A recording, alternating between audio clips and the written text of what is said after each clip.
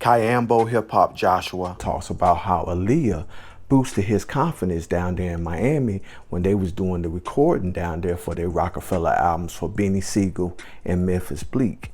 And also he talks about Rick Ross, how he was down with The Rock way before Slip and Slide. Listen to him as he breaks it down. Check it out. Exactly how it's properly done. Light, camera, action. They was kind of mad. And so when I got to the video, she knew they was mad because they was talking about it. The people that was mad at the time was Aaliyah's boyfriend, which was Dame Dash, and Kyambo's brother, which was co-CEO, Kareem Big Spurt. Aaliyah. Yeah. So she came to me and was like, I got a break and I'm going to come to the studio to hear what you're doing. And so she came to the studio. She heard the records and she heard Rock the Mic and was bugging. She was like, wow, I never heard no song like this before. Could you get me a beat like this? Could you do, you know? Mm-hmm. So Just did her beat like that. Imagine that, Aaliyah over a Just Blaze beat. Woo! And she was like, I'm recording that when I come back. Mm. And cause she used to like, we used to smoke. So she would like hide. She would hide behind me and smoke and shit. So I remember having some ill weed. And she was like, please give me some of that. Like, please give me some of this weed, da da da. And she was like, I'm coming back. When I'm coming back, I'm gonna do that song. And, you know, we gonna get high. So it was like I had that ounce of weed for like I wouldn't touch it. Like, cause you know, the next thing you know, I'm at the studio. Cause she leave one day, and I might not even left the studio. I might have still been in the studio from when she left. And then next thing you know, Rick Ross and them, cause I knew him already, cause he would come to the sessions and rap with State Property. No way. I never even knew this. Yes. That's crazy. Mm-hmm. So this is 02? Yep.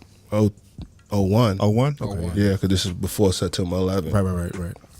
Oh man, The Rock had a lot going on. Aaliyah down there in the studio, Rick Ross doing sessions with State Property. Let's get back into it. Yeah, so we were supposed to leave September 11th. That was the day we was leaving. No, we were supposed to leave September 10th. So we had that was the last day of the studio. And our flights was September 11th. So it was like, by the time we woke up to leave, or we left the studio, could be like, we gonna work all night. We gonna use that time to the end. Like we gonna use that time until the last session is over, and then we leaving. And then so that ended up going into the 11th. By the time me and Beans got to the room, the towers, that's what was into the towers and stuff. So we had to stay down there for another 2-3 weeks because there was no flights, right, and nothing like that. By the time we drove. We had to drive all the way back. Oh. Yep. His moms came and got us in North Carolina. Somebody took us to North Carolina, and his mother came and picked us up. Damn. And we just, made it all the way back.